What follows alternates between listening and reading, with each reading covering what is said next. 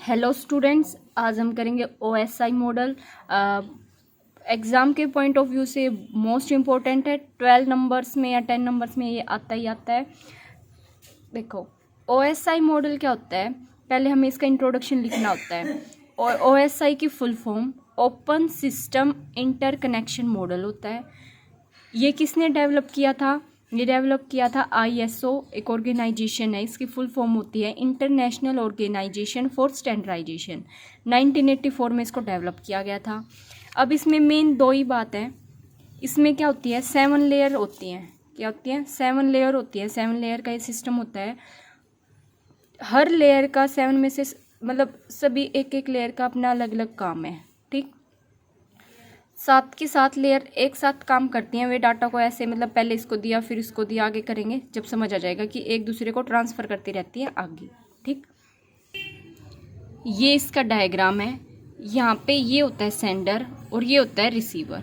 ठीक है, हमारी ऐसे जाती है, पहले एप्लीकेशन लेयर से हम एप्लीकेशन डालते हैं, फिर प्रेजेंट मतलब ये यहाँ से इस पे जाएगी, फिर इस पे ऐसे करके। ठीक है, यहाँ से ऐसे जाके फिर ये ऊपर जाती है। ठीक है, एक एक करके और हमारे पास मतलब ऐसे रिसीव हो जाती है। तो हम सबसे पहले करेंगे फिजिकल लेयर। बहुत ही आसान है, बस इनके आपको नाम ध्यान होने चाहिए, तो आप इनके बारे में लिख भी सकते हो खुद बना के। देखो, अगर हमें किसी से कांटेक्ट करना हो तो मान के चलो आपको कॉलेज के अंदर जाके कह रहे हैं कि टीचर आपको आना पड़ेगा मतलब डॉक्यूमेंट सबमिट करने के लिए, तो आपको फिजिकली जाना पड़ेगा। ठीक है, फिजिकली जाना पड़ेगा। उसके बाद आपको क्या करना पड़ेगा, आपको एक डाटा मतलब आपको वहाँ पे जाके अगर मान के चलो टीचर आ नहीं रहे तो आपको अपना डाटा ऑन करके मतलब फ़ोन यूज़ करना पड़ेगा। डाटा के लिए मतलब मान के चलो अब आपने अपने फ़ोन में क्या किया है, सिम में रिचार्ज करवाया है। ठीक है, डाटा का रिचार्ज करवाया। डाटा का रिचार्ज करवाने के बाद हम क्या करते हैं, नेटवर्क को चलाते हैं। फिर नेटवर्क को चला के जो सर ने कहा था उस डॉक्यूमेंट को हम उनके पास जाके क्या करते हैं, उनके फ़ोन पे ट्रांसपोर्ट करते हैं, भेजते हैं। फिर हमारा क्या चालू हो जाता है, कॉलेज में सेशन वगैरह या स्कूल टाइम में हो आप तो सेशन चालू हो जाता है। सेशन जब चालू होता है वहाँ पे हमें अब प्रेजेंटेशन भी बनानी होती है।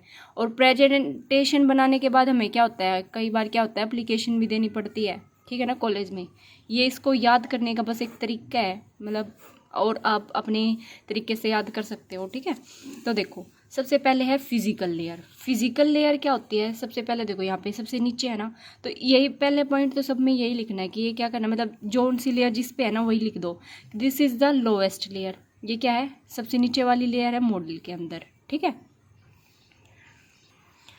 इसका दूसरा पॉइंट है ये लेयर ही रिस्पॉन्सिबल होती है। देखो यहाँ पे ऊपर से डाटा आएगा, ये आगे पहुँचाएगी ना, तो ये रिस्पॉन्सिबल होती है किसके लिए, कि एक्टिवेट करनी है कोई चीज़, जो हमारा डाटा है उसको एक्टिवेट करना है, उसको मेंटेन भी करना है या उसको डीएक्टिवेट करना है। ये सब किसके द्वारा किया जाएगा, फिजिकल लेयर के द्वारा किया जाएगा। ठीक है ना, दो एंड सिस्टम पे।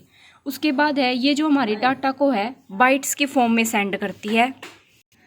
ये हमारे डाटा को क्या करती है, कंप्यूटर मतलब मान के चलो कंप्यूटर में हमारा डाटा है। ठीक है, कंप्यूटर से कि कहाँ पे भेजेगी, दूसरे के पास बाइट्स के फॉर्म में सेंड करती है। ठीक है, उसके बाद है यही चीज़ है कि बाइट में कन्वर्ट करती है, मतलब सीक्वेंस बना देती है ऑफ बाइट्स की। मतलब अब किसी चीज़ को बाइट में भेजना है तो किस में, या तो उस इलेक्ट्रिक सिग्नल में चेंज करेगी या लाइट सिग्नल में या इलेक्ट्रोमैग्नेटिक सिग्नल में। उसके बाद जो ट्रांसमिशन होगा हमारा, मतलब जो डाटा ट्रांसफ़र हो रहा है वो सिंगल जाना चाहिए या फिर पैरेलल की फॉर्म में, मतलब दो चीज़ साथ में जा सकती हैं। इसका डिसीजन भी फिजिकल लेयर करती है।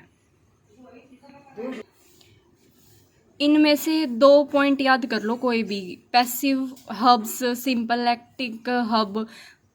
घर पे केबल तो सब लगवाते हैं, कनेक्टर भी होता है। ठीक है, ये दो ही मतलब जो आपका मन करे बस 2 डिवाइस याद कर लो। ठीक है, आर डिवाइसेस हैं जो फिजिकल लेयर से एसोसिएट होते हैं।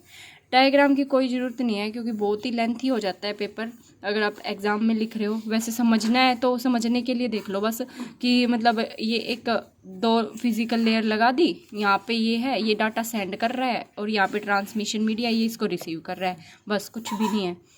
ठीक है, उसके बाद है इसके फंक्शंस हमारे मतलब आप अपने पिछले प्रीवियस ईयर पे देखो, फंक्शंस हमें सबके फंक्शंस लिखने होते हैं। अब देखो 7 लेयर है, 7 लेयर के फंक्शंस भी लिखने हैं आपको और ये सब एक्सप्लेन भी करना है, तो बहुत ही लेंथी पेपर हो जाएगा, इसलिए फंक्शंस की बस हेडिंग डाल देना।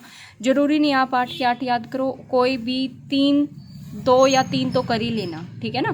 तो ये इसके फंक्शंस हैं। वही बात, पहली बात तो ये हमारे डाटा को बाइट्स में सेंड करती है, ट्रांसमिशन का काम करती है, इनकोड करती है, ठीक है ना। टोपोलॉजी, मल्टीप्लेक्सिंग, कोई भी 2 याद कर लो, ठीक है। उसके बाद है data link layer. Data link layer का मेन टास्क क्या होता है कि जो भी इंटरनेट आया है मतलब उसके एरर फ्री देना। भैया हमारे इंटरनेट में कोई भी एरर नहीं आना चाहिए, ठीक है। तो जो फिजिकल लेयर हमने पीछे किया था उसका काम तो क्या होता है, बस सेंडर के मतलब सेंड करना होता है डाटा को रिसीवर के पास, बस इसका ये काम है, ठीक है। इसने भेज तो दिया, अब इसने जो चीज़ भेजी है, मान के चलो इंटरनेट में रास्ते में कोई गड़बड़ ना हो, इसमें कोई दिक्कत ना हो, तो ये काम कौन करेगा, डाटा लिंक लेयर करेगी, डिटेक्ट करेगी और वहीं से ठीक कर देगी उस एरर को, ठीक है। इसके लिए ये डायग्राम वही है, सिंपल, बनाओ तो बनाओ, कोई ज़रूरत नहीं है, ठीक है।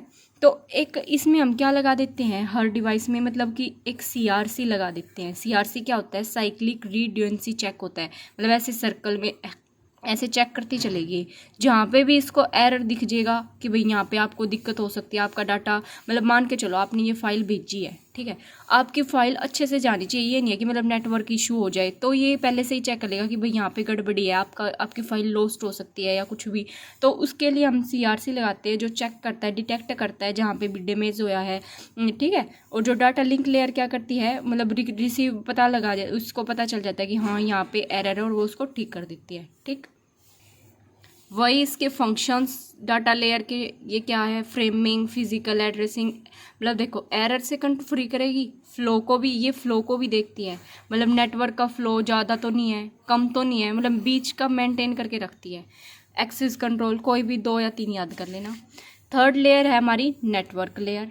नेटवर्क लेयर क्या होती है, नेटवर्क लेयर को आप खुद भी बना के लिख सकते हो कि मान के चलो ये लार्ज पैकेट्स में हमारा डाटा है, ठीक है। इसका काम क्या होगा कि स्मॉल पार्ट्स में इसको डिवाइड करके भेज देगी। जैसे एग्जांपल ला के चलो, व्हाट्सएप पे आप कोई वीडियोस वगैरह सेंड कर रहे हो या फ़ोटो ही सेंड कर रहे हो, तो 30 की लिमिट होती है फ़ोटो में, 30 से ज़्यादा आप नहीं भेज सकते, ठीक है। तो मान के चलो आपको फ़ोटो भेजने थे 50, तो आप क्या करोगे, इसको डिवाइड करके पहले 30 भेजोगे, फिर बचे हुए भेजोगे, ऐसे ही करोगे ना। तो ऐसे ही है, ये लार्ज को क्या करेगी, स्मॉल में डिवाइड कर देगी। जो भी नेटवर्क आता है उसको एक कोशिश करती है कि मतलब सिंगल लिंक में भेज दे, मतलब एक बार में ही ओपन हो जाए, ठीक है ना। यही नेटवर्क लेयर है। रूटर जैसे एग्जांपल हो गया, हम घर पे लगवाते हैं वाईफाई वगैरह, ये क्या करता है, यही वही काम तो करता है ना। ये एक डिवाइस है, अलग अलग को कनेक्ट करता है अपने अंदर वाईफाई, ठीक। फंक्शंस में कोई भी 2 कर देना, रूटिंग हो गया, पैकेटाइजिंग इसमें यूज हुआ है, डाटा स्विचिंग कोई भी 2, ठीक है। अब ये कोई ज़रूरत नहीं, अगर समझना है तो देख लो कि भाई मतलब ये हमारी नेटवर्क की लेयर होती है, ऐसे ये लेयर है, ये सेंड कर रही है, ये ट्रांसमिशन मीडिया लगा देते हैं यहाँ पे, ठीक है, और ये क्या कर रही है, रिसीव कर रही है। उसके बाद है ट्रांसपोर्ट लेयर। ट्रांसपोर्ट लेयर, अब वीडियो शायद कुछ बड़ी हो जाएगी, नेक्स्ट पार्ट में करेंगे हम ट्रांसपोर्ट लेयर और उसकी बची हुई लेयर। लाइक शेयर सब्सक्राइब करें, थैंक यू।